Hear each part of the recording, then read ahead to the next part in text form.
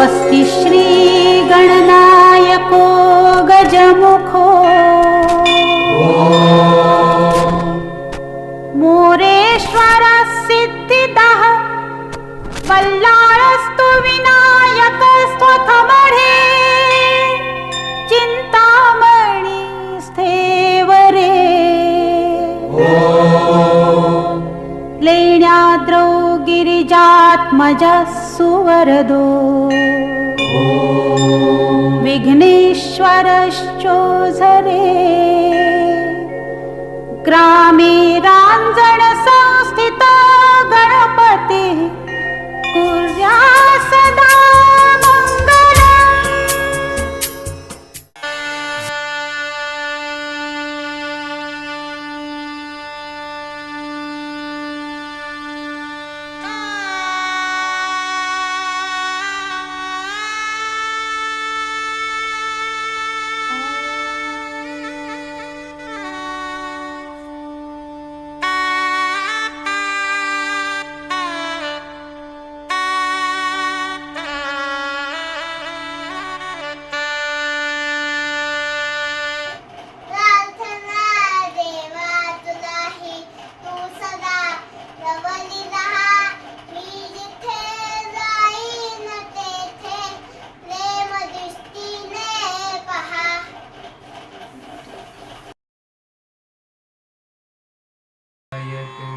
शुभनयना करुणामय गौरी हर श्री वरद विनायक ओंकार गणपती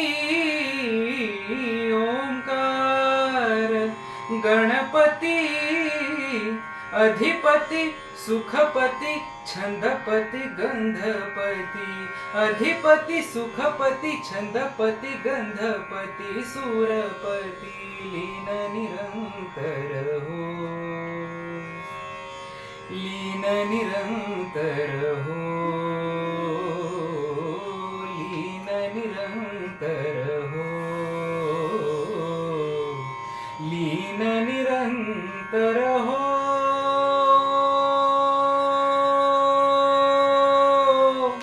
सूर निरागस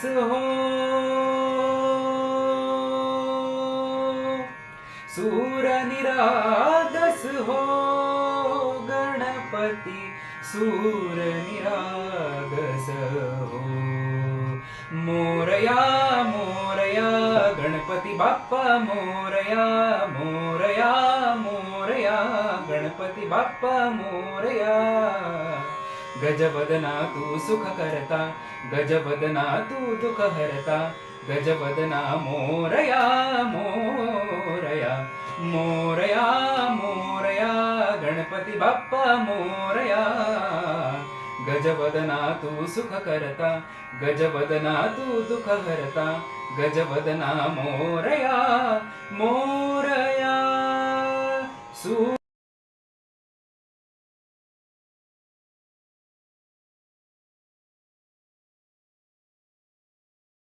गुरुकुल सांस्कृतिक कलामंचाच्या आजच्या ह्या शुभारंभाच्या पहिल्या कलामंचावर आपणा सर्वांचं मनपूर्वक स्वागत.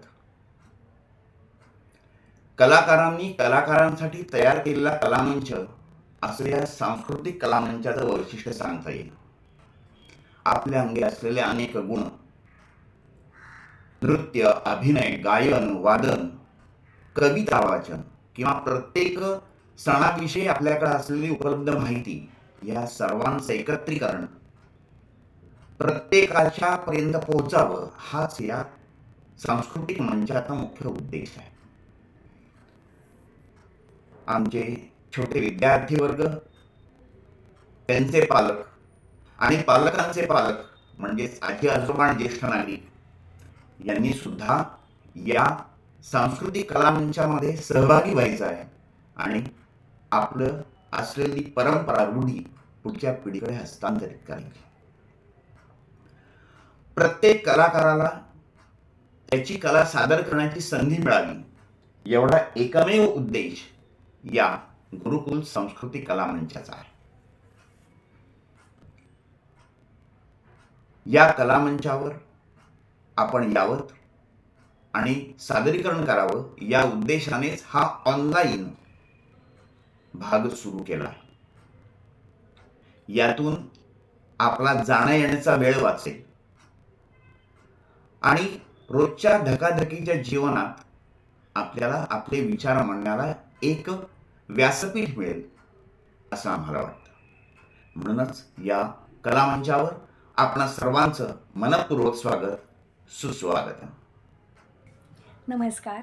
नागपंचमी, श्रावण महिन्यातील शुद्ध पंचमीला नागपंचमी असे म्हणतात. नागदेवतेबाबतची श्रद्धा आपल्याकडे फार पूर्वीपासून दिसते. म्हणूनच आपल्या देवदेवतांसोबत आपल्याला नागाच्या प्रतिमा दिसतात. भगवान विष्णू शेषावर विश्रांती घेत आहेत. भगवान शंकरांच्या गळ्याभोवती आपल्या थंड शरीराचा वेटोळा करून डोलणारा नाग, गणपतीच्या कमरेभोवती असणारा शेषाचा कटिबंध, समुद्रमंथनाच्या वेळी उपयोगी ठरलेला वासुकी हा नाग. आपल्या धर्मग्रंथात आणि संस्कृतीत नाग किंवा सर्प यांना मानाचे स्थान आहे. बरं का मंडळी, मी आज तुम्हाला श्रावण शुद्ध पंचमीला नागपंचमी का साजरी केली जाते याच्या 2 गोष्टी सांगणार आहे. एक म्हणजे फार वर्षापूर्वी भारतात नागवंशाचे लोक राहत होते. नंतर आर्यांचे आगमन झाले. आर्य व नाग यांच्यात वारंवार भांडणं होत होती. ही भांडणं अस्तिक ऋषींनी मिटविली. सगळ्यांना खूप आनंद झाला. परंतु नाग लोकांनी हा आनंद नागाच्या पूजनेने साजरा केला. त्या गोष्टीचे स्मरण म्हणून नागपंचमी साजरी करण्यात येते. आणि दुसरी गोष्ट म्हणजे गोपाल कृष्ण गाई गुरांसह यमुनेच्या काठावरती जात असे, तेव्हा ते यमुना नदी डुंबत असे. पण नदीत कालिया नावाच्या सर्पाने सर्वांना भंडावून सोडले होते. सर्वांना त्याचा त्रास होत होता. त्यावेळी भगवान श्रीकृष्णाने कालियामर्दन केले, त्याला हकलून दिले. सर्व गोपगोपींना आनंद झाला. तो दिवस श्रावण पंचमीचा होता. तेव्हापासून नागपंचमीची प्रथा सुरू झाली. या दिवशी नागाची पूजा करतात. कोणी भिंतीवर प्रतिमा काढून, कोणी मूर्तीची पूजा करून, तर कोणी कागदावर प्रतिमा काढतात. त्याला दूध लाह्यांचा नैवेद्य दाखवतात. झिम्मा, फुगडी, फेर, झोका तसेच रात्री पारंपरिक गाण्यावर माहेरवाशिणी खेळ खेळतात.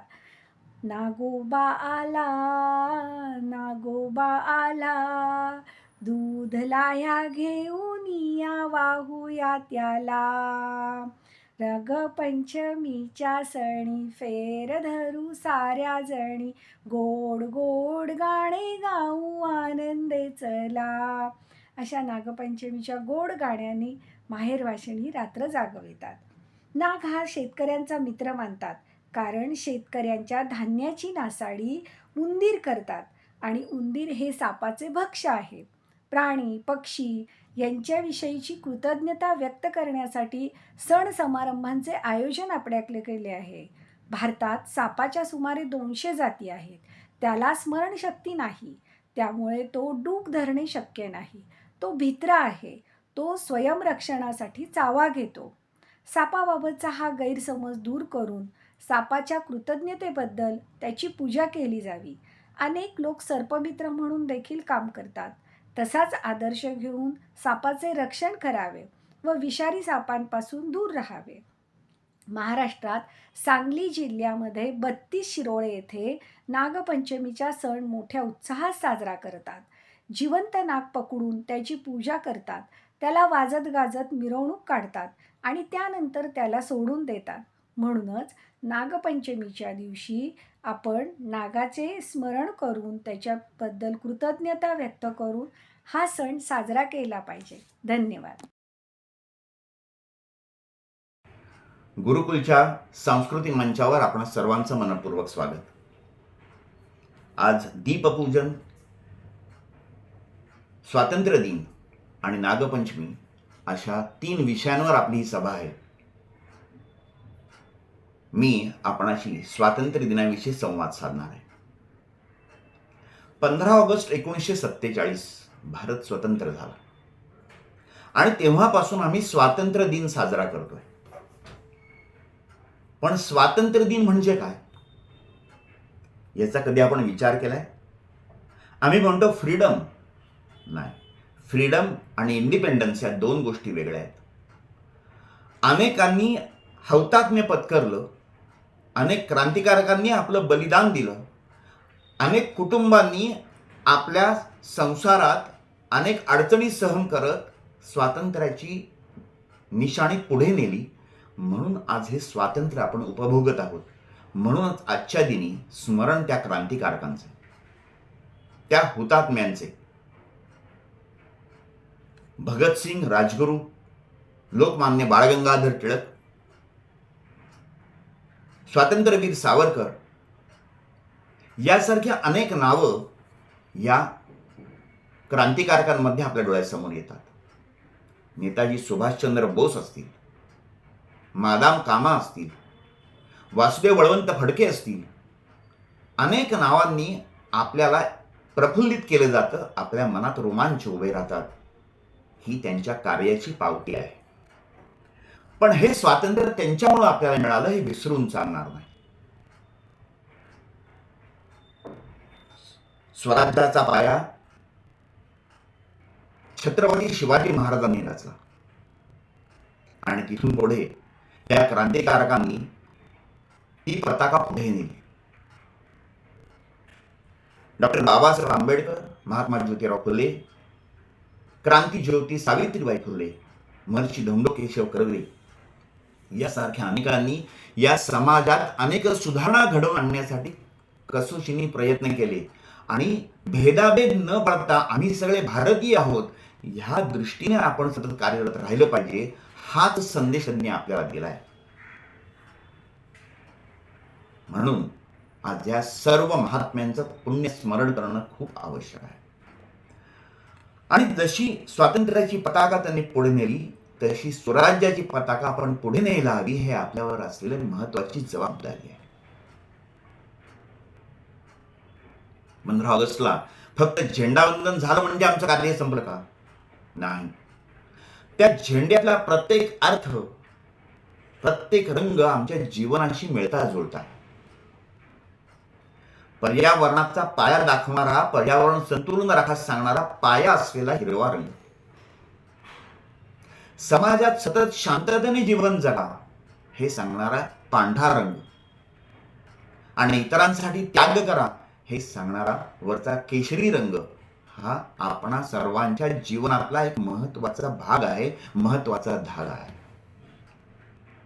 आणि त्याच्यावर असलेलं ते अशोक चक्र आणि त्या चक्रातली प्रत्येक आरी म्हणजे तुमच्या, माझ्या, आपल्या प्रत्येकाच्या अंगी असलेल्या सुप्त कलागुणांचा एक भाग आहे. म्हणून हा ध्वज सतत उंचावत ठेवला पाहिजे. त्याची शान आपण राखली पाहिजे. राष्ट्रगीत, राष्ट्रगान या प्रत्येक गोष्टीचा आपण आवर्जून उल्लेख केला पाहिजे आणि प्रत्येक वेळेला ते गायलं पाहिजे. कारण त्या शब्दातूनच आपल्याला स्फुरण जातं. हे स्फुरण म्हणजेच आमच्या मातृभूमीविषयी असलेला आमचा प्रेम आहे. स्वातंत्र्य दिन हा फक्त सुट्टीचा विषय नाही, तर यापेक्षा सुद्धा अधिक काहीतरी भविष्यात घडायला हवं आणि भारत हा सर्व देशांमध्ये सर्वोत्तम राहील असा प्रयत्न आपण करायला हवा. हाच खरा स्वातंत्र्याचा अर्थ आहे असं मला वाटतं. जय हिंद, जय महाराष्ट्र.